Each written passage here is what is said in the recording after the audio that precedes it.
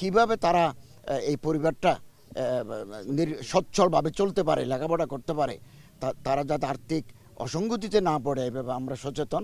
এছাড়া আসুন্না ফাউন্ডেশনের শেখ আহমদুল্লাহ সাহেব আমাদেরকে 5 লক্ষ টাকা চেক দিয়েছেন, এটাও আমরা ওনার পরিবারকে হস্তান্তর করব। আমি ওনাকে অনুরোধ করেছি, তিনি 5 লক্ষ টাকার চেক আমাদের হাতে দিয়েছেন, অন্যের লোক আছেন, এটাও দেব।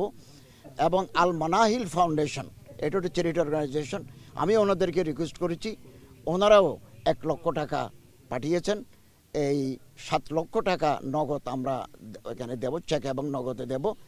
আর 1 কোটি টাকার ফান্ড আমরা রেজ করছি, ইতিমধ্যে আমাদের ফান্ডে বেশ কিছু টাকা জমা হয়েছে। এগুলো আমরা ওনাদের বাবার সাথে কথা বলে, ওনার স্ত্রীর সাথে কথা বলে একটা অ্যাকাউন্টে রেখে তারা যাতে বাকি জীবনটা স্বচ্ছন্দে কাটাতে পারে, ভরণ পোষণ শিক্ষা দীক্ষা চলতে পারে, এই ব্যবস্থা আমরা নিচ্ছি এবং আপনাদের মাধ্যমে ঘোষণা দিচ্ছি। ধন্যবাদ।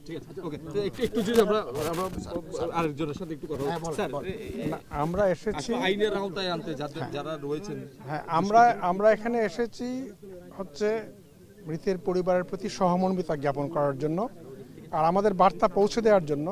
আপনারা ইতিমধ্যে লক্ষ্য করেছেন অনেকেই ধরা পড়েছেন, সাসপেক্টেড যারা। সুতরাং আমরা সরকারের পক্ষ থেকে কঠোর যে এই বিষয়টার একটা সুষ্ঠু তদন্ত হয়ে সুষ্ঠু বিচার হবে এবং উপযুক্ত শাস্তি পাবে, এই বিষয়ে সবাই নিশ্চিত থাকতে পারেন।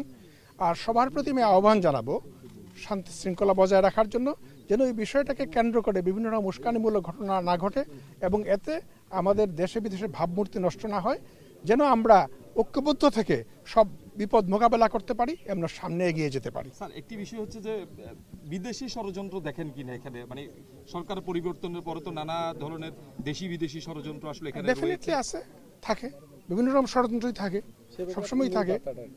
আমাদের বার্তা আমরা সংহতি বজায় রাখবো, তাহলে কেউ আমাদের বিরুদ্ধে কিছু করতে পারবে না। আমরা আমাদের এই ভূখণ্ডে 1000 বছর ধরে বিভিন্ন ধর্মাবলম্বী মানুষ ভাই ভাইয়ের মতো বাস করে আসছেন। আমরা সেই সম্প্রীতি বজায় রাখবো, সংহতি বজায় রাখবো, তাহলে কোনো শত্রুরা কোনো ক্ষতি করতে পারবে না আমাদের।